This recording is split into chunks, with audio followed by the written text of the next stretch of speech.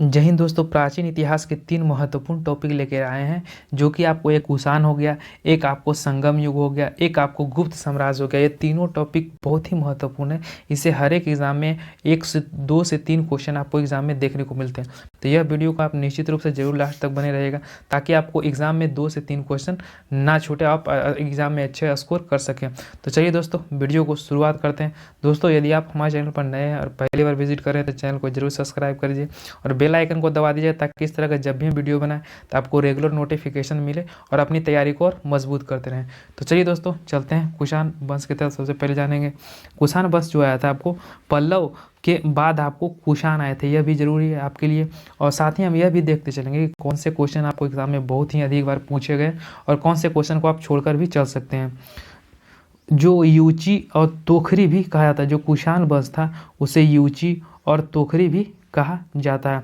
चलिए देख लेते हैं। यूची नामक एक कबीला 5 कुलों में बटा था। ये कितना था? टोटल 5 कुलों में बटा था। उन्हीं में एक कुल में आपको कुषाण था, और कुषाण वंश के संस्थापक कुजुल कैटफिडस है। यह क्वेश्चन आपको बोर्ड एग्जाम में बहुत बार पूछा गया कि कुषाण वंश के संस्थापक कुजुल कैटफिशस हो जाएगा। इस वंश का सबसे प्रतापी राजा आपको कनिष्क हो गया। यदि आप सेट लगाते होंगे तो इस तरह के क्वेश्चन आपको देखने को मिलते होंगे कि कनिष्क किस वंश के बहुत ही प्रतापी राजा हुआ करते थे, या फिर कुषाण वंश के संस्थापक कौन था। यह सारे क्वेश्चन आपको एग्जाम में देखने को मिलती है। और इसकी राजधानी क्या होता थी, तो आपको पुरुष एवं पेशावर जो इसकी राजधानी हुआ करती थी। और कुषाणों का द्वितीय राजधानी आपको मथुरा था। यह भी क्वेश्चन आपको एग्जाम में पूछा गया है। नेक्स्ट देख लेते हैं। कनिष्क ने 78 ईस्वी में गद्दी पर बैठा था और 1 शताब्दी चलाया था, जो एक संवत कुषाण के द्वारा ही चलाया गया था, जो आपको शक संवत कहलाया था, जिसे भारत सरकार द्वारा प्रयोग में अभी भी लाया जाता है। तो यह क्वेश्चन आपके लिए कितना इंपॉर्टेंट हो जाता है कि अभी भी इसका प्रयोग किया जाता है, शक संवत का, जो भारत के सरकार के द्वारा किया जाता है। और इसका जो बनाया गया था या फिर चलाया गया था, यह कनिष्क के द्वारा ही 78 ईसा में चलाया गया था। चलिए नेक्स्ट क्वेश्चन देखते हैं। बौद्ध धर्म की चौथी बौद्ध संगति की कनिष्क के शासनकाल में कुंडलवन कश्मीर में प्रसिद्ध विद्वान वसुमित्र की अध्यक्षता में हुई थी।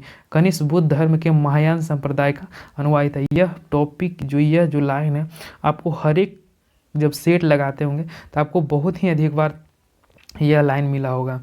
और बौद्ध संगतियों से सबसे जो अधिक क्वेश्चन पूछा जाता है, चौथी बौद्ध संगति से ही पूछा जाता है। वो किसके शासनकाल में हुआ, उसका कहाँ हुआ, या फिर उसकी अध्यक्षता किसने किया था। ये तीनों क्वेश्चन पूछा जाता है। तो इसमें आपको तीनों क्लियर हो गया। एक तो चौथी बौद्ध संगति जो कनिष्क के शासनकाल में हुआ था, कुंडलवन कश्मीर में हुआ था, और किसकी अध्यक्षता में, तो वसुमित्र की अध्यक्षता में हुआ था। और कनिष्क बौद्ध धर्म के महायान संप्रदाय से संबंधित था। तो यह जो आपके लिए इम्पोर्टेंट क्वेश्चन है, हम उसको रिपीट करते चलेंगे ताकि आपको यहीं पे याद हो, आपको रिवीजन ना करना पड़े। नेक्स्ट देख लेते हैं। चीनी जनरल पेन चाओ ने कनिष्क को हराया था। किसने? तो पेन चाओ ने कनिष्क को हरा दिया था। आरंभिक कुषाण शासकों ने भारी संख्या में स्वर्ण मुद्राएं जारी की, जिनकी शुद्धता गुप्त काल के स्वर्ण मुद्राओं से उत्कृष्ट थी, यानी कि अधिक थी। जो गुप्त काल में जो सबसे अधिक जो स्वर्ण मुद्राएं चलाई गई थी, वो गुप्त काल में ही चलाई गई थी। लेकिन जो सबसे शुद्ध कह दिया तो वो आपको कनिष्क के शासनकाल में हो जाएगा। नेक्स्ट देख लेते हैं। कुषाणों ने सोने के सर्वाधिक शुद्धता जारी किया था, यानी जो कुषाण जो सर्वाधिक शुद्ध सिक्के जारी किए थे सोने के। कुषाणों ने उत्तर पश्चिमी में सर्वाधिक संख्या में तांबे के सिक्के भी जारी किए, यानी कि सोना के सिक्का भी जारी किया और तांबा के सिक्का भी इन्हीं के द्वारा चलाया गया था। नेक्स्ट देख लेते हैं। कनिष्क का राजवैद्य आयुर्वेद का विख्यात विद्वान चरक था। इसका तो आपने नाम सुना ही होगा, चरक। तो यह भी क्वेश्चन आपको पूछा जाता है कि चरक है जो किसके राज दरबारी था, यह किसके शासनकाल में रहा था। यह इसका जो एक पुस्तक है चरक संहिता, यह भी क्वेश्चन आपको पूछा जाता है। चरक संहिता किसके द्वारा लिखा गया था? आपको चरक के द्वारा लिखा गया था, जो भारतीय चिकित्सा शास्त्र का विश्वकोश कहा जाता है। अभी भी इसे भारत शास्त्र का चिकित्सा शास्त्र का विश्वकोश कहा जाता है। और विवाह सूत्र का रचनाकार वसुमित्र था, इसे भी आप याद रखिएगा। इसे ही बौद्ध धर्म का विश्वकोश कहा जाता है। जो महाविवाह है सूत्र, इसे बौद्ध धर्म का विश्वकोश कहा जाता है। कनिष्क के राजकवि अश्वघोष ने बुद्धों की रामायण जिसे बुद्ध चरित्र कहा जाता है कि रचना किया था। तो अश्वघोष के द्वारा आपको बुद्ध चरित्र की रचना किया जाता है। यह भी क्वेश्चन आपको पूछा जाता है कि अश्वघोष जो पुस्तक है, अश्वघोष के द्वारा कौन सी पुस्तक लिखी गई, या फिर बुद्ध चरित्र किसके द्वारा लिखित पुस्तक है, तो अश्वघोष हो जाएगा। वसुमित्र, पाशव, नागार्जुन, महाचेत और संघरक्षक ने कनिष्क के दरबार की विभूतियाँ हुआ करती थी उस समय में। नेक्स्ट देख लेते हैं, भारत का आइंस्टीन नागार्जुन को कहा जाता है। यह क्वेश्चन आपके लिए बहुत ही इंपॉर्टेंट है। यह क्वेश्चन पूछा भी जाता है बहुत बार कि भारत का आइंस्टीन किसे कहा जाता है, तो आपको नागार्जुन को कहा जाता था। इनकी पुस्तक माध्यमिक सूत्र, इसमें अर्जुन ने सापेक्षता का सिद्धांत दिया था। इनकी एक पुस्तक थी जो माध्यमिका सूत्र, उसमें इन्होंने सापेक्षता का सिद्धांत दिया था। और कनिष्क की मृत्यु आपको 102 ईस्वी में हो गई थी। और कुषाण जो वंश था उसका अंतिम शासक वसुदेव था। यह भी आपको क्वेश्चन पूछा गया है कि कुषाण वंश का अंतिम शासक तो वसुदेव हो जाएगा। और कुषाण राजा देवपुत्र कहलाते थे। यह उपाधि कुषाणों ने चीनियों से लिया था। किसे, तो यह चीनियों से लिए थे। और गांधार शैली में मथुरा शैली का विकास कनिष्क के शासनकाल में हुआ था। और मथुरा संग्रहालय में कुषाण कालीन मूर्तियों का संग्रह अधिक मात्रा में है। और गांधार कला के लिए तक्षशिला प्रसिद्ध था। तक्षशिला आपको गांधार कला के लिए प्रसिद्ध हुआ करती थी। नेक्स्ट देख लेते हैं कि रेशम मार्ग का नियंत्रण रखने वाले शासकों में सबसे प्रसिद्ध कौन सा, तो आपको वह कुषाण जो हो जाएगा आपको सबसे प्रसिद्ध हो जाएगा। और कुषाण साम्राज्य में मार्गों पर सुरक्षा का प्रबंधन रेशम मार्ग का आरंभ कनिष्क ने कराया था। जो सुरक्षा का जो गारंटी लिया था वो कनिष्क ने ही लिया था। और रेशम बनाने की तकनीक का जो आविष्कार है वह कहाँ किया गया था, तो सबसे पहले यह चीन में किया गया था। यह क्वेश्चन आपके लिए बहुत ही इंपॉर्टेंट है। कहाँ हो जाएगा, तो चीन में किया गया था। और मथुरा साटक नामक विशेष प्रकार के वस्त्रों का निर्माण केंद्र, जो मथुरा साटक नामक विशेष प्रकार वस्त्रों का एक निर्माण केंद्र उस समय में हुआ करता था। तो चलिए दोस्तों चलते हैं अगला। कुषाण काल में सबसे अधिक जो विकास हुआ था वह वस्तु का क्षेत्र में हुआ था। और इसी काल में बौद्ध की जो खड़ी प्रतिमा का मूर्ति बनाया गया था। तो यह भी क्वेश्चन आपको एक बार पूछा गया था कि जो बौद्ध की जो खड़ी प्रतिमा है वो किस काल में, किसके शासन काल में बनाया गया था, तो आपको कुषाण के शासन काल में यह बनाया गया था, कुषाण काल में। तो चलिए दोस्तों, हमने कुषाण के जितने भी क्वेश्चन बन सकते थे, यदि आप इसे निश्चित रूप से 1 से 2 बार देख लेते हैं तो आपको यह कंठा साथ हो जाएगा और एग्जाम में आपको बहुत कम छूटेंगे। तो चलिए चलते हैं नेक्स्ट वीडियो की तरफ। मेरा जो अगला होने वाला यह संगम युग होगा। इससे पहले कि यह टॉपिक बहुत ही इंपॉर्टेंट टॉपिक है और इससे अधिकांश एग्जाम में इससे क्वेश्चन बनते हैं। तो चलिए इसके बारे में जान लेते हैं। तो गुप्त साम्राज्य का उदय 3री शताब्दी के अंत के प्रयाग के निकट कौशाम्बी में हुआ था। इसे आप जरूर याद रखिएगा। संभवतः गुप्त लोग कुषाणों के सामंत थे और गुप्त वंश का संस्थापक श्री गुप्त था। यह क्वेश्चन बहुत अधिक बार पूछा गया है कि गुप्त जो वंश था इसके संस्थापक कौन थे, तो श्री गुप्त हो जाएंगे। और श्री गुप्त का उत्तराधिकारी घटोत्कच हो जाएगा। यह भी आपको एग्जाम में पूछा गया है। चलिए नेक्स्ट देख लेते हैं। गुप्त वंश का प्रथम महान सम्राट चंद्रगुप्त प्रथम था। यह 320 ईसा में गद्दी पर बैठा। इसने लिच्छवी राजकुमारी कुमार देवी, इनका ही नाम ही था कुमार देवी, से विवाह किया और इसने महाधीराज की उपाधि धारण की। यह क्वेश्चन आपको बहुत बार एग्जाम में पूछा गया है, जो कहीं पे भी आप नोट डाउन जरूर कर लीजिएगा कि महाधीराज की उपाधि किस गुप्त शासक ने धारण किया था, तो वह चंद्रगुप्त प्रथम ने धारण किया था। और गुप्त संवत 319 से 320 ईस्वी की शुरुआत चंद्रगुप्त प्रथम ने किया था। जो गुप्त संवत था वह किसके द्वारा, तो चंद्रगुप्त प्रथम के द्वारा शुरू किया गया था। एक आपको शक संवत था, वह आपको कनिष्क के द्वारा शुरू किया गया था। चंद्रगुप्त प्रथम का उत्तराधिकारी समुद्रगुप्त, इससे भी आपको एग्जाम में पूछे जाते हैं, जो 335 ईस्वी में राजगद्दी पर बैठे। इसने आर्यावर्त के 9 शासकों और दक्षिणावर्त के 12 शासकों को पराजित किया। इन्हीं विजयों के कारण इन्हें भारत का नेपोलियन भी कहा जाता है। यह भी क्वेश्चन आपको बहुत बार पूछा गया एग्जाम में। तो जो क्वेश्चन आपके लिए इम्पोर्टेंट है हमने उसमें आपको स्टार भी लगा दिया है और टिक आउट भी कर दिया है, ताकि आप जब भी पीडीएफ पढ़ें तो उसमें आपको पढ़ने में कोई परेशानी ना हो, आप अच्छे अच्छे क्वेश्चन को 1 से 2 बार रिवीजन करें, ताकि आपको एग्जाम में छूटने की बहुत कम संभावना है। तो चलिए दोस्तों, जिन्होंने अभी तक चैनल को सब्सक्राइब नहीं किया वो जरूर सब्सक्राइब कर दीजिए, ताकि इसका अगला पार्ट जब भी बनाए तो इसका रेगुलर नोटिफिकेशन मिले और अपनी तैयारी को और मजबूत करें। साथ ही कुछ दिनों, यदि आप बहुत दिन के बाद वीडियो देख रहे हो तो आपको इसका मास्टर वीडियो भी आपको इसका प्लेलिस्ट में आपको मिल जाएगा। यदि कम समय में अधिक रिवीजन करना चाहते हैं तो आप हमारे मास्टर वीडियो से भी रिवीजन कर सकते हैं। तो चलिए, जिन्होंने अभी तक सब्सक्राइब नहीं किया वो जरूर सब्सक्राइब कर दीजिए और वीडियो को लाइक भी जरूर कर दीजिएगा, जिन्होंने अभी तक नहीं किया है। और इसके साथ ही आपको इसके सबसे पहले पूछा जाता है भारत का नेपोलियन किसे कहा जाता है, तो समुद्रगुप्त को कहा जाता है। और इसने अश्वमेधकर्ता और विक्रमांक एवं परम भागवत की उपाधि धारण की। यह क्वेश्चन पूछा गया था कि परम भागवत की उपाधि किसने धारण की, किस गुप्त शासक ने, तब समुद्रगुप्त ने यह धारण किया था। और इसे कविराज भी कहा जाता है, यह भी क्वेश्चन आपके लिए पूछा जाता है। और समुद्रगुप्त विष्णु का उपासक था, किसका, तो यह विष्णु का उपासक हो जाएगा। चलिए नेक्स्ट देख लेते हैं। समुद्रगुप्त संगीत प्रेमी था, ऐसा अनुमान उसके सिक्कों पर उसे वीणा वादन करते हुए देखने से लगा। यानी कि जो समुद्रगुप्त के द्वारा जो सिक्के जो उस समय प्रचलन में थे उस पर आपको वीणा वादन करते हुए दिखा। इससे यह प्रतीत होता था कि जो वहाँ के उस समय के राजा थे समुद्रगुप्त, वो संगीत के बहुत प्रेमी थे।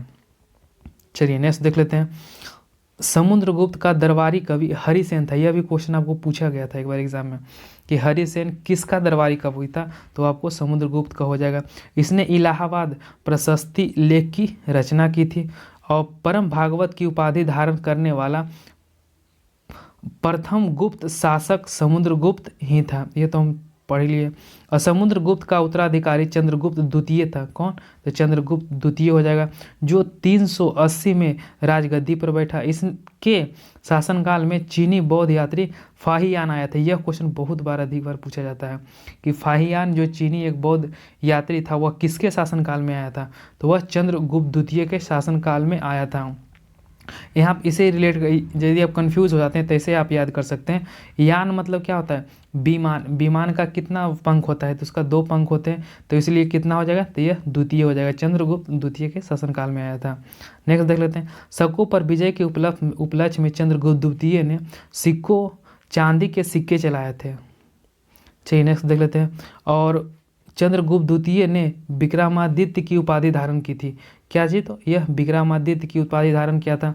यह उपाधि इसे पूर्व 57 ईसा पूर्व में उज्जैन के शासक ने भी पश्चिमी भारत में शकों क्षत्रपों पर विजय पाने के उपलक्ष्य में धारण की थी। नेक्स्ट देख लेते हैं। साब चंद्रगुप्त द्वितीय का राजकवि था। यह भी बहुत इंपॉर्टेंट है। चंद्रगुप्त द्वितीय के समय में पाटलिपुत्र एवं उज्जैनी विद्या का प्रमुख केंद्र हुआ करता था।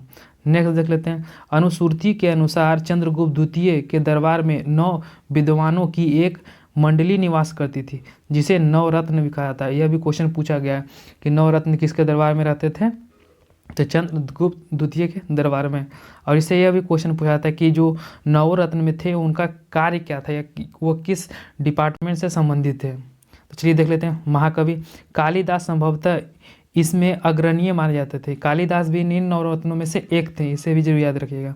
कालिदास के अतिरिक्त इसमें धन्वंतरी और छपनक, यह क्वेश्चन पूछा गया था कि जो नवरत्नों में एक छपनक थे वो किससे संबंधित था, तो वो फलित ज्योतिष विद्वान थे, इसे भी आप जरूर याद रखिएगा। और अमर सिंह का संबंध था कोशकार से, और शंकु का संबंध था वस्तुकार से, और बेताल भट्ट का संबंध था घटपकर और ब्रह्महीर, जो कि आपको खगोल वैज्ञानिक थे। यह क्वेश्चन बहुत बार पूछा गया। सबसे अधिक क्वेश्चन यही पूछा जाता है कि ब्राह्मीर का संबंध किससे था, तो वह खगोल वैज्ञानिक थे। एवं बारूची जैसे विद्वान उन नवरत्नों में शामिल थे। नेक्स्ट देख लेते हैं। चंद्रगुप्त द्वितीय का सिंधी विग्रह सचिव वीरसेन शैव मतलबी थे, जिसने शिव की पूजा की के लिए उदयगिरी पहाड़ी पर एक गुफा का निर्माण करवाया था।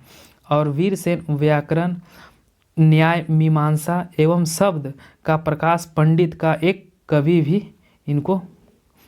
थे, यानी कि कहा जाता था।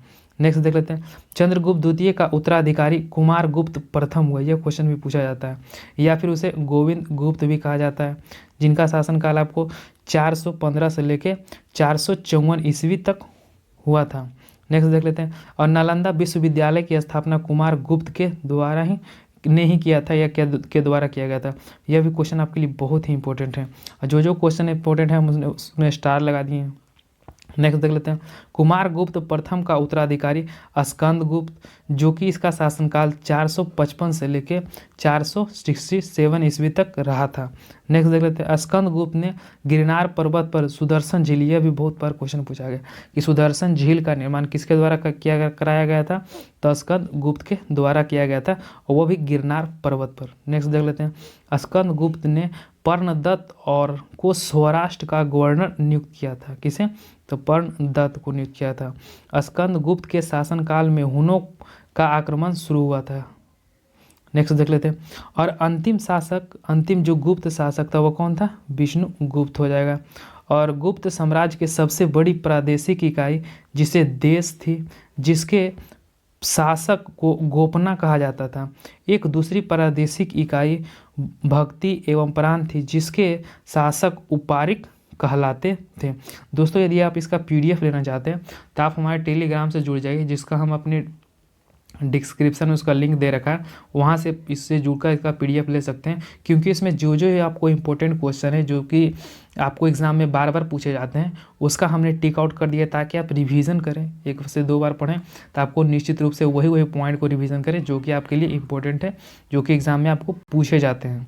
बाकी इसमें बहुत सारा पढ़ने का है, लेकिन यदि आप क्लियर कर लेते हैं कि कौन कौन से क्वेश्चन आपको पूछे जाते हैं, किस टाइप के क्वेश्चन आते हैं, तो निश्चित रूप से आपको पढ़ने में बहुत ही हेल्पफुल होता है। तो जो इसका PDF लेना चाहते हैं आप हमारे टेलीग्राम से जुड़ जाइएगा, उसका हमने लिंक डिस्क्रिप्शन में दे रखा है। नेक्स्ट देख लेते हैं कि भुक्ति के नीचे विषम या जिला नामक प्रशासनिक इकाई होती थी, जिसका प्रमुख विषयपति कहलाते थे। ये सब भी क्वेश्चन आपको एग्जाम में पूछे जाते हैं। पुलिस विभाग का साधारण कर्मचारी को चाट एवं भाट कहा जाता था। पुलिस विभाग का मुख्य अधिकारी को दंडक पासिक कहा जाता था, लेकिन कर्मचारी को चाट और भाट कहा जाता था। और प्रशासन की सबसे छोटी इकाई आपको ग्राम थी, और ग्राम का प्रशासन ग्राम सभा द्वारा संचालित होता था। ग्राम सभा का मुखिया को ग्रामिक कहा जाता था, एवं अन्य सदस्य को महत्तर कहते थे। नेक्स्ट देते हैं, ग्राम समूह की छोटी इकाई को पेट कहा जाता था, इसे भी जरूर याद रखिएगा। नेक्स्ट देख लेते हैं, गुप्त शासक कुमारगुप्त ने दामोदरपुर ताम्रपत्र में भूमि बिक्री संबंधी अधिकारियों की कार्यपालिका का उल्लेख किया है। भू राजस्व कुल उत्पादन का 1/4 से लेके 1/6 भाग हुआ करता था, इसे भी जरूर याद रखिएगा। गुप्त काल का बलात् श्रम, जिसे बिस्ट कहते थे, राज्य के लिए आय का एक स्रोत माना जाता था। इसे जनता द्वारा दिए जाने वाला कर भी माना जाता था। चलिए नेक्स्ट देख लेते हैं कि आर्थिक उपयोगी के आधार पर निम्न प्रकार की भूमियाँ हुआ करती थी। सबसे पहले आपको क्षेत्र में, जिसे कृषि योग्य करने जो भूमि होती थी उसे क्षेत्र कहा जाता था, और बास करने योग्य भूमि को वस्तु कहा जाता था, और पशुओं के चराने योग्य भूमि को चारागाह भूमि कहा जाता था, और ऐसी भूमि जोतने योग्य नहीं हो उसे क्या कहता था, सील उसे कहा जाता था। ऐसी भूमि जो जंगली हो उसे आपरहत कहा जाता था। नेक्स्ट देख लेते हैं, और सिंचाई के लिए रहट या घंटी यंत्र का प्रयोग उसमें किया जाता था। चलिए नेक्स्ट देख लेते हैं, श्रेणी के प्रधान को ज्येष्ठ कहा जाता था, और गुप्त काल में उज्जैन सर्वाधिक महत्वपूर्ण व्यापार का केंद्र हुआ करता था। कौन सा, तो उज्जैन हो जाएगा। चलिए कुछ मंदिरों के बारे में भी जान लेते हैं, मंदिरों से भी आपको क्वेश्चन पूछ जाते हैं। विष्णु मंदिर कहाँ है, तो आपको यह तिगवा जबलपुर मध्य प्रदेश में हो जाएगा। शिव मंदिर कहाँ है, तो भूमरा नौगौदा आपको मध्य प्रदेश में पड़ता है। पार्वती मंदिर का यह क्वेश्चन पूछा गया था एक बार कि पार्वती मंदिर कहाँ है, तो नयना कुठार मध्य प्रदेश में पड़ता है। और दशावतार मंदिर जो ईंटों द्वारा निर्मित है, देवगढ़ ललितपुर उत्तर प्रदेश में, यह भी क्वेश्चन आपको एग्जाम में पूछा गया था एक बार। और शिव मंदिर कहाँ है, तो खोह नगौदा मध्य प्रदेश में पड़ता है। और लक्ष्मण मंदिर ईटा द्वारा निर्मित भीतर गांव कानपुर, यानी यह उत्तर प्रदेश में पड़ता है।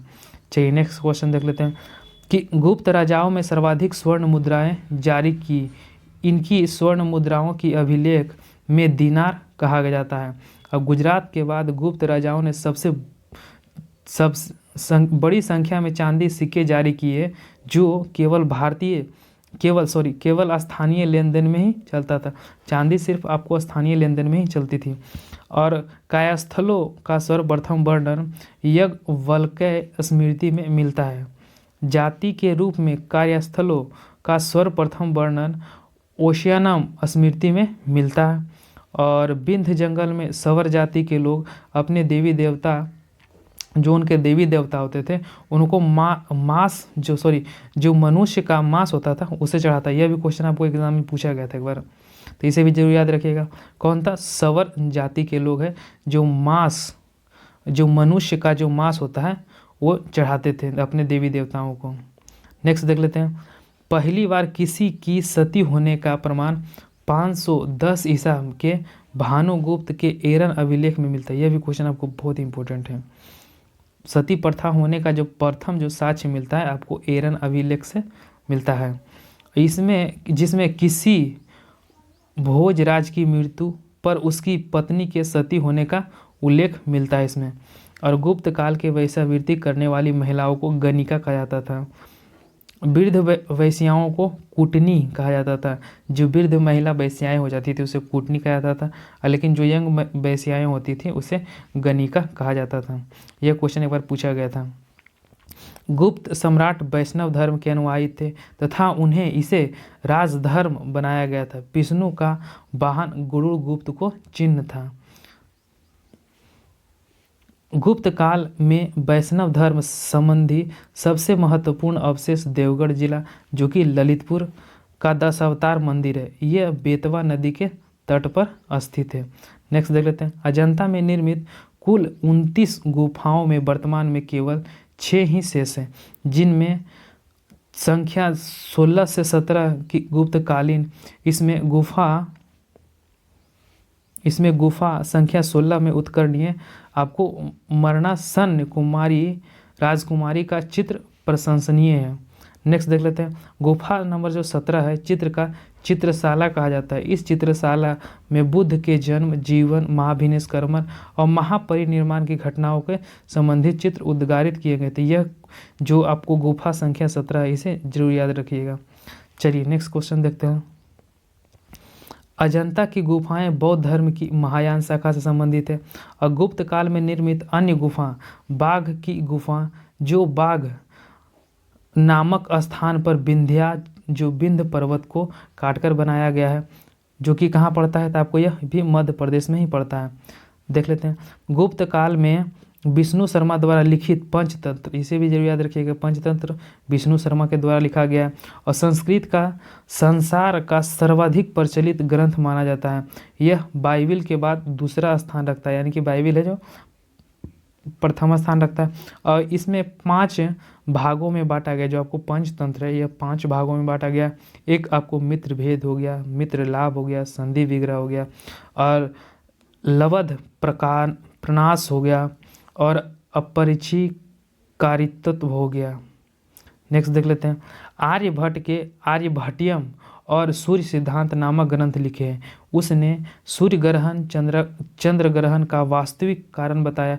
आर्यभट्ट पहला भारतीय नक्षत्र वैज्ञानिक था जिसने घोषणा की कि पृथ्वी अपनी धुरी पर घूमता है। यानी कि आर्यभट्ट के द्वारा ही सबसे पहले यह बताया गया था कि जो पृथ्वी है वो अपने ध्रुव पर ही घूमा करती है। चलिए नेक्स्ट क्वेश्चन देखते हैं। और बराहमिहिर ने बृहत संहिता और पंच सिद्धांत और बृहज्जक और लघु जातक की रचना की। बृहत संहिता में नक्षत्र विधियाँ, वनस्पति शास्त्र, प्राकृतिक इतिहास, भौतिकी, भूगोल के विषय के बारे में इसमें चर्चा किया गया है। नेक्स्ट देख लेते हैं। ब्रह्मगुप्त इस युग के महान नक्षत्र वैज्ञानिक एवं गणितज्ञ थे। उसने यह घोषणा की कि न्यूटन के सिद्धांत के पूर्व कल्पना कर ली। प्रकृति के एक नियम के अनुसार सभी वस्तुएं पृथ्वी की ओर घूमती है, क्योंकि पृथ्वी स्वतः ही सभी वस्तुओं को अपनी ओर आकर्षित करता है। यह सबसे पहले यह जो न्यूटन को से पहले ही इन्होंने बोल दिया था, यह ब्रह्मगुप्त ने ही बोल दिया था। चलिए नेक्स्ट क्वेश्चन देखते हैं। लेकिन इन्होंने सिद्ध नहीं किया था, नेक्स्ट देख लेते हैं आपको गुप्त काल में पलकानव ने पशु चिकित्सा पर हस्त आयुर्वेद है उसने लिखा था। किसने? तो पलकानव ने लिखा था। नेक्स्ट देख लेते हैं नवीनतम की रचना गुप्त काल में की गई। इस पुस्तक में नुक्खे सूत्र और उपचार विधियां दी गई थी। चलिए नेक्स्ट क्वेश्चन देख लेते हैं। मेरा अगला क्वेश्चन होने वाला है कि पुराणों की वर्तमान रूप में रचना गुप्त काल में हुई है। इसमें ऐतिहासिक परंपराओं का इसमें उल्लेख किया गया है पुराणों में। और संस्कृत गुप्त राजाओं की शासकीय भाषा थी। यह भी क्वेश्चन आपके लिए बहुत ही इंपॉर्टेंट है। यह भी पूछा जाता है कि गुप्त जो शासक थे उनकी राजकीय भाषा क्या थी? तो आपको संस्कृत हो गया। जैसे कभी पूछा जाता है कि अरबों की राजकीय भाषा क्या थी? यदि आप जानते हो तो कमेंट बॉक्स में देखते हैं कितने लोग जानते हैं कि। चलिए नेक्स्ट क्वेश्चन देखते हैं। यह भी क्वेश्चन पूछा जाता है कि जो मुगल दरबार के जो प्रमुख भाषा थी वह क्या थी? गुप्त काल में चांदी के सिक्कों का रुपयका कहा जाता था। इसे भी जरूर याद रखिएगा। और याज्ञवल्क्य, नारद, कात्यायन और बृहस्पति स्मृति की रचना गुप्त काल में ही हुई थी।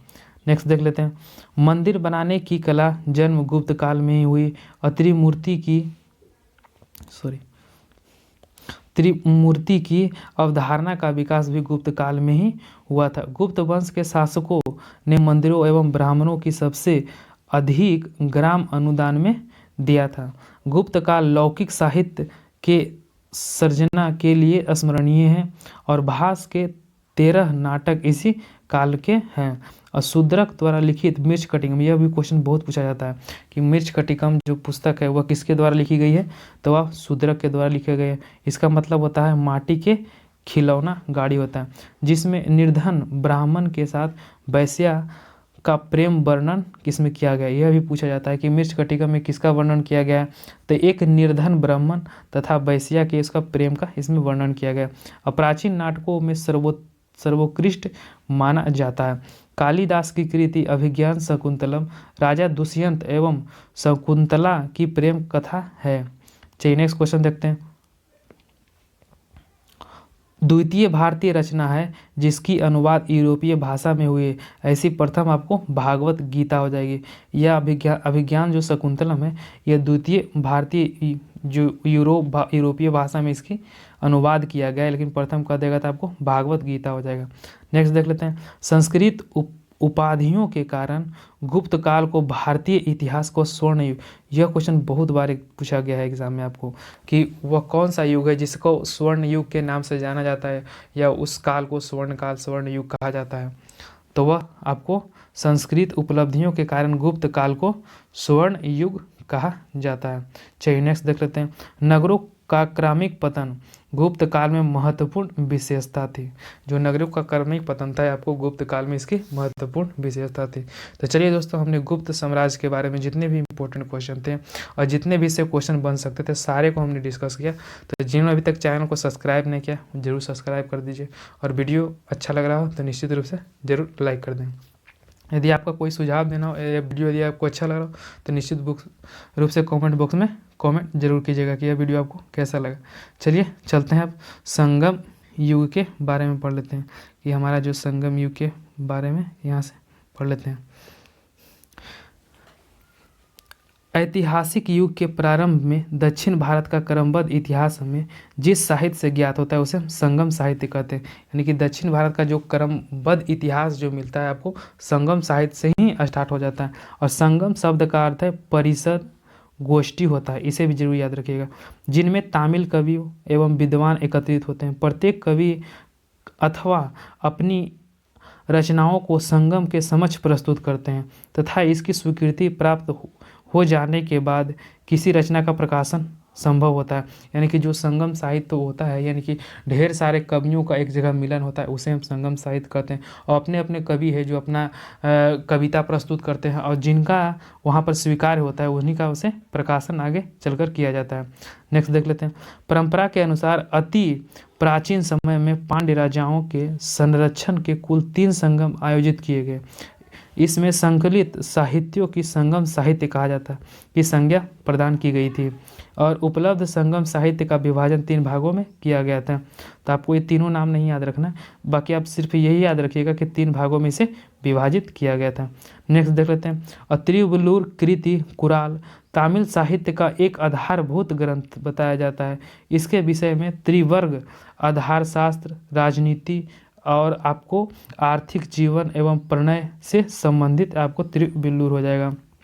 चलिए नेक्स्ट क्वेश्चन है। अब आपको जो संगम साहित्य हुई थी इसमें आपको 3 संगतियाँ हुई थी। संगम साहित्य के आपको 3 संगत हुए थे। तो चलिए उसे भी जान लेते हैं कि प्रथम कब हुआ था, द्वितीय कब हुआ था। तो प्रथम जो आपको हुआ था मदुरा में हुआ था, इसकी अध्यक्षता अगस्तस के द्वारा किया गया था। और साथ ही दूसरा जो हुआ था आपको यह जो हुआ था कपाटपुरम में हुआ था, इसकी अध्यक्षता अगस्तस के द्वारा किया गया था। और तीसरा जो संगम साहित्य हुआ था आपको मदुरा में हुआ था और इसका नक्कीकर के द्वारा इसकी अध्यक्षता किया गया था। और तीनों का इसमें भी आप याद रख सकते हैं, इससे भी आपको कभी कभी क्वेश्चन पूछा जाता है लेकिन उतना नहीं पूछा जाता है। नेक्स्ट देख लेते हैं। कवियों और विद्वानों की परिषद के लिए संगम नाम का प्रयोग सर्वप्रथम 7वीं सदी के प्रारंभ शैव संत नायर के तिरुनाबुक रसु अप्पर ने किया था। इलांगो कृति शिल्पाधिकारम पाइलो की गीत है। शिल्पाधिकारम जिसे हम पाइलो की गीत एक उत्कृष्ट रचना है जो तमिल जनता में राष्ट्रीय कवि के रूप में जाना जाता है। तो यह भी आपके लिए बहुत ही इम्पोर्टेंट है। इसमें 30 सर्ग जिन्हें 3 खंडों में लिपिबद्ध किया गया, यह बौद्ध रुझान वाला महाकाव्य है। इसमें कावेरी पट्टनम के कोवलम और उसकी पत्नी कनगी एवं नर्तकी माधवी की प्रेम कहानी का बारे में इसका वर्णन किया गया। तो कभी कभी यह भी क्वेश्चन पूछा जाता है कि शिल्पाधिकारम में किसका किसका वर्णन है या फिर यह किससे संबंधित है। चलिए नेक्स्ट क्वेश्चन देख लेते हैं। आपको मदुरा के बौद्ध धर्मावलंबी व्यापारी शीतलैस्तनार ने मणिमैखले की रचना की। इसमें 30 सर्गों के अतिरिक्त एक प्रस्तावना भी है। इसमें जैन प्रभाव, इसमें राजकुमारी उदयन कुमरन जो कि मणिमैखले केवलन एवं नर्तकी माधवी की पुत्री की प्रेम कहानी का इसमें वर्णन किया गया। इस ग्रंथ की कहानी दार्शनिक शास्त्रीय संबंधी बातों के लिए बनाई गई है। इसका महत्व मुख्यतः धार्मिक से संबंधित है। नीलकंठ शास्त्री के अनुसार यह बौद्ध लेखक दृढ़नाथ 5वीं सदी की कृति न्याय प्रवेश पर यह आधारित एक पुस्तक है। वो धार्मिक था और यह आपको न्याय पर प्रवेश आधारित पर यह पुस्तक हो जाएगी। और यह क्वेश्चन बहुत बार पूछा गया, इसे देखिए यहाँ पे इसको स्टार लगा दिए। यह पूछा जाता है कि जीवन चिंतामणि संगम काल की बहुत बाद की रचना है। इसकी रचना का श्रेय जैन भिक्षु तिरुक्तर देवर को दिया जाता है। किसे? तो तिरुक्तर देवर को दिया जाता है। और कहा जाता है कि तिरुक्तर देवर पहले चोल राजकुमार था जो बाद में जैन भिक्षु आपको बन गया था। तो इसे हम याद कैसे रखेंगे कि जीवन चिंतामणि देवर तिरुक्तर, तो इसे हम रिलेट कैसे याद करेंगे कि जो देवर चिंतामणि जीवक चिंतामणि यानी कि भावी की सबसे ज़्यादा चिंता किसकी होती है, तो वह देवर को होती है। इसे आप रिलेट करके फनी वे में याद भी कर सकते हैं। नेक्स्ट देख लेते हैं। और तोल्काप्पियम तमिल व्याकरण है। यह भी क्वेश्चन आपको पूछा जाता है कि तोल्काप्पियम में क्या है, तो आपको यह तमिल व्याकरण की एक रचना बहुत ही महत्वपूर्ण रचना है और 5वीं सदी के बाद बहुत ही सी प्रसिद्ध तमिल रचनाएं हैं। नैतिक एवं दार्शनिक उद्देश्यों से लिखी गई इसमें तिरुवल्लुवर की तिरुकुल सबसे प्रसिद्ध इसमें मानी जाती है। और राम कथा के अनेक तमिल संस्करण हैं जिसमें सबसे प्रसिद्ध कंबन की इरावतारम हो जाएगा। चलिए नेक्स्ट क्वेश्चन देखते हैं। संगम साहित्य का काव्य की 2 श्रेणियों में बांटा गया है। एक अक्कम हो गया, एक पूरम हो गया। अक्कम काव्यों का मूल विषय प्रेम प्रसंग यानी कि अक्कम काव्यों में जो प्रेम प्रसंग के बारे में इसमें चर्चा किया गया, जबकि पूरम काव्यों का जो महत्वपूर्ण विषय है आपको वह युद्ध हो जाएगा। चलिए नेक्स्ट देख लेते हैं। संगम साहित्य हमें तमिल प्रदेश की 3 राज्यों, एक आपको चोल हो गया, चेर हो गया तथा पांड्य का वितरण के बारे में जानकारियाँ इसे प्राप्त होती है। और उत्तर पूर्व में आपको चोल स्थित है और दक्षिण पश्चिम में चेर हो जाएगा और दक्षिण पूर्व में आपको यह पांड्य हो जाएगा। ये तीनों से आपको एग्जाम में क्वेश्चन बनते हैं। चलिए चलते हैं नेक्स्ट क्वेश्चन की तरफ। मेरा जो अगला जो होने वाला है कि संगम युगीन राज्यों में सर्वाधिक शक्तिशाली चोल था।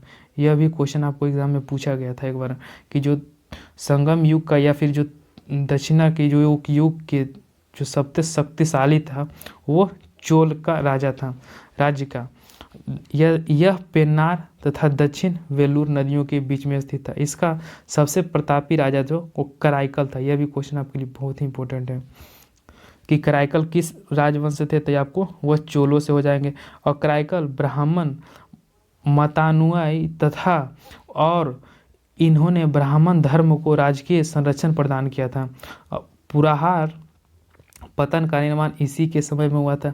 इसने कोबरी नदी के मुहाने पर बांध बनवाया था तथा सिंचाई के लिए नहरों का निर्माण करवाया। और पेरू नानून पादे में कराइकल के संगीत का 7 स्वरों की विशेषता का बताया गया था। और संगम युग का दूसरा जो राज्य था आपको चेर था, जो आधुनिक केरल प्रांत में यह पड़ता है स्थित है। इस राज्य के कुछ प्रमुख राजा जैसे उदयन जीरल लगभग 130 ईस्वी और नंदू जीरल आदन जो 155 ईस्वी और सेन गुट टूबन 180 ईस्वी तक रहे होंगे। और सेन गुट्टूबन ने अधिराज का उपाधि ग्रहण किया था। यह भी बहुत इंपॉर्टेंट क्वेश्चन रहता है। इसने पत्नी नामक धार्मिक संप्रदाय को समाज में प्रतिष्ठित किया। नेक्स्ट देख लेते हैं। संगम युग का तीसरा राज्य पांड्यों का था, जो कावेरी के दक्षिणे में स्थित था। इसकी राजधानी मदुरा थी। इसकी राजधानी जरूर याद रखिएगा, क्या था, तो मदुरा था। और पांड्यों राजाओं में नेडुजेलियन जो था सबसे शक्तिशाली माना जाता था। और संगम युग में मंत्रियों को अमायचान या फिर अमायचर कहा जाता था। राजधानी में एक राज्यसभा होती थी जिसमें नौलवे कहा जाता था। यह राजा के साथ न्याय करता था। राजा देश का प्रधान न्यायाधीश तथा सभी प्रकार के मामलों की अगुवाई का अंतिम अदालत होती थी। राजा के न्यायालय को मरणम कहा जाता था। और चोरी तथा व्यभिचार के अपराध के लिए मृत्यु दंड दिया जाता था। झूठी गवाही देने पर जीव काट ली जाती थी। भूमि कर नगद तथा अनाज दोनों रूप में अदा किया जाता था तथा संभवतः यह उपज का 1/6 भाग यानी कि 1/6 किंतु कभी कभी बढ़ाया जाता था। व्यापारी की सीमा शुल्क एवं चुंगी वसूली की जाता था उस समय में।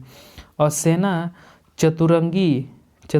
चतुर्गिन्नी होती थी जिसमें अश्व, गज, रथ और पैदल सिपाही सम्मिलित थे। नागड़ा एवं शंख बजाकर सेनाओं को बुलाया जाता था। और युद्ध भूमि जो वीर गति से सैनिक प्राप्त होते थे उसमें आपको पत्थर की मूर्ति बनाने की उसमें की प्रथा थी। और राजा अपने आवास की रक्षा के लिए सशस्त्र महिलाओं को तैनात किया करता था, जो राजा होता था। और संगम काल के समय में जानने के लिए जल घड़ी का प्रयोग किया था। यह क्वेश्चन आपके लिए बहुत इंपॉर्टेंट है। जल घड़ी का जो प्रयोग आपको संगम काल में किया गया था। और तमिल प्रदेश में ब्राह्मणों का उदय सर्वप्रथम संगम काल में ही हुआ था, जो समय के सबसे प्रतिष्ठित वर्ग था। इसकी हत्या को सबसे बड़ा अपराध माना जाता था। संगम कालीन ब्राह्मण मांस भक्षण करते थे तथा सूरा भी पीते थे। नेक्स्ट देखते हैं। ब्राह्मणों के पश्चात संगम युगीन समाज में बेल्लार वर्ग का स्थान था। इसका मुख्य पेशा आपको कृषि कर्म था। इसे भी आप याद रखिएगा। और संगम साहित्य में व्यापारी वर्ग को बेनीगर कहा जाता था। यह क्वेश्चन आपको एक बार पूछा गया था एग्जाम में। संगम साहित्य में व्यापारी वर्ग को बेनीगर कहा जाता था। और संगम साहित्य में दास प्रथा की अवस्थिति का प्रमाण नहीं मिला है। और तोल्काप्पियम नामक तमिल रचना से ज्ञात होता है कि संगम काल से वैवाहिक संस्कार के रूप में मान्यता प्रदान किया गया था। जो वैवाहिक संस्कार जो संस्कृति थी, संस्कार था, उसका मान्यता आपको तोल्काप्पियम से ही मिलता है।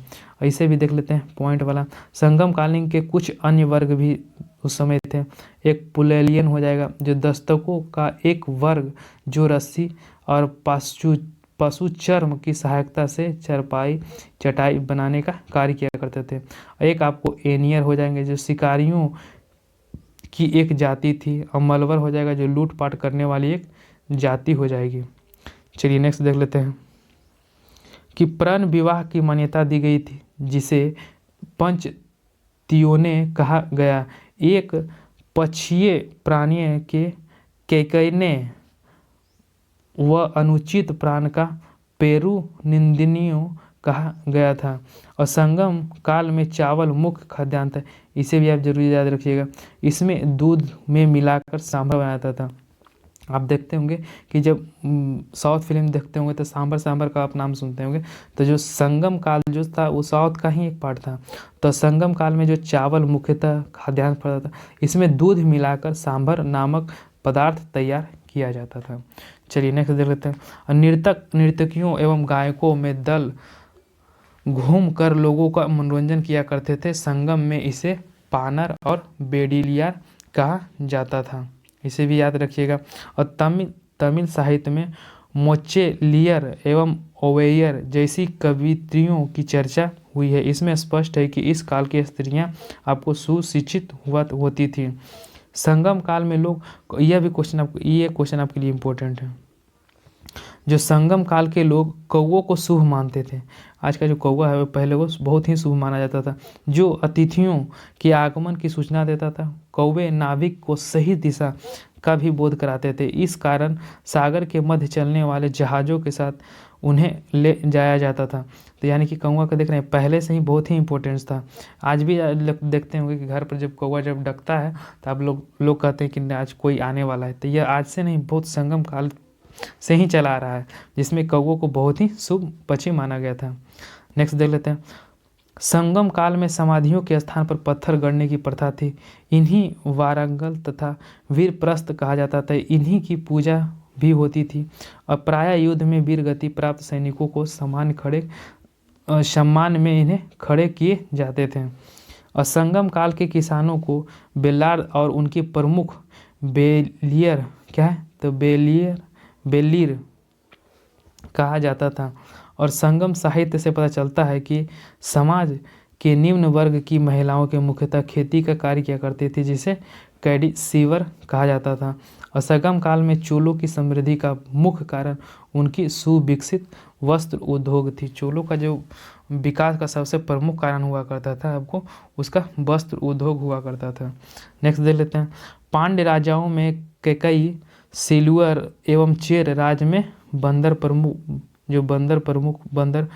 थे। बंदरगाह कोकई मोती खजानों का एक प्रमुख पतन था। कोकई था जो मोती खजानों के लिए था। और कोरोमंडल तट समुद्र तट पर पुदुचेरी की सेना 3 किलोमीटर दक्षिण स्थित अरिकमेडु चोल वंश का एक प्रमुख बंदरगाह था। इस बंदरगाह से रोम के साथ व्यापार होता था। यह भी क्वेश्चन आपके लिए बहुत ही इंपॉर्टेंट है। इसमें रोम का जो अरिकमेडु चोल वंश के शासनकाल में एक प्रमुख बंदर था, वो आपको रोम के साथ इसका व्यापार हुआ करता था। 1945 में हुई खुदाई में एक विशाल रोम बस्ती का पता चला है।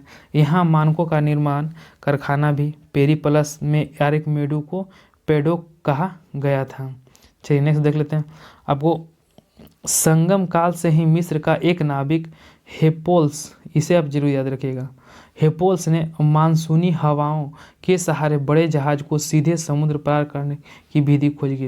पहले के जो जब देखते होंगे फिल्म में या फिर जो बड़ा पर्दा हुआ लगा रहता था वो हवा के दिशा में लगा हुआ रहता था, ताकि जो नाव है वो अपनी दिशा उसके सहारे ले सके या अपनी वह गति को तेज कर सके। यह विधि का जो खोज किया था आपको हिप्पोलस ने किया था। नेक्स्ट देख लेते हैं। और तमिल देश का प्राचीन देवता मुर्गन थे। यह भी क्वेश्चन आपको ग्रुप डी में एक बार पूछा गया था। कालांतर में उसका नाम सुब्रमण्यम हो गया और स्कंद कृतियन के साथ उसका तादात्म्य स्थापित कर दिया गया। हिंदू धर्म के स्कंद कार्तिकेय को शिव पार्वती का पुत्र माना जाता है। कार्तिकेय के जो है स्कंद और कार्तिकेय को शिव और पार्वती का पुत्र माना गया है। और स्कंद का एक नाम कुमार भी है और तमिल भाषा में मुर्गन शब्द यही अर्थ होता है। और मुर्गन का प्रतीक मुर्गा माना जाता है तथा उसके विषय में यह मान्यता थी कि पर्वत पर कीड़ा करने से अधिक प्रिय है। उसका अर्थ क्या है तो बर्छा था और कुर्बस नामक एक पर्वतीय जनजाति स्त्री को मुर्गन की पत्नी माना जाता था। किसे? तो कुर्बस को यह माना जाता है। तो चलिए दोस्तों, हमने आपको कुषाण वंश भी क्लियर करा दिया, आपको गुप्त वंश भी पढ़ा दिए, और साथ ही आपको हमने एक संगम वंश भी पढ़ा दिया। तो तीनों टॉपिक जो आपके लिए बहुत ही इंपॉर्टेंट है, यदि आप इसे निश्चित रूप से लास्ट तक देख लिए होंगे तो आपको बहुत ही इससे बेनिफिट मिलने वाला है। यदि आप इसे सेट लगाइएगा तो आप देखते होंगे कि सेट से 1-2 क्वेश्चन इसे पूछे ही जाते हैं। तो चलिए दोस्तों, जिन्होंने अभी तक वीडियो को लाइक नहीं किया वो ज़रूर निश्चित रूप से ज़रूर लाइक कर दें, और जिन्होंने अभी तक चैनल को सब्सक्राइब नहीं किया वो ज़रूर सब्सक्राइब कर दें, ताकि अगला वीडियो का नोटिफिकेशन आपको मिलता रहे। और इसका जल्द ही आपको प्राचीन इतिहास का एक मास्टर वीडियो, जो कि आप कम समय में अधिक रिवीजन करके अधिक करना चाहते हैं, तो आप इसका जल्द ही आपको एक मास्टर वीडियो भी मिल जाएगा। यदि बहुत अधिक दिनों के बाद, यदि आप 3 से 4 दिनों के बाद देख रहे होंगे, तो आपको इसका मास्टर वीडियो भी, इसका हम प्लेलिस्ट भी इसमें दे देंगे, तो वहाँ से भी आप इसे देख सकते हैं। एक बार आप पूरा लूसेंट देखना चाहते हैं पूरा हिस्ट्री का, उसका भी हमने प्लेलिस्ट बना दिया है, वहाँ से भी आप रेगुलर वीडियो देख सकते हैं, अपनी तैयारी को और मजबूत कर सकते हैं। तो चलिए दोस्तों, जिन्होंने अभी तक लाइक नहीं किया वो निश्चित रूप से जरूर लाइक कर दें। तो चलिए दोस्तों, मिलते हैं हम नेक्स्ट वीडियो में, तब तक के लिए जय हिंद।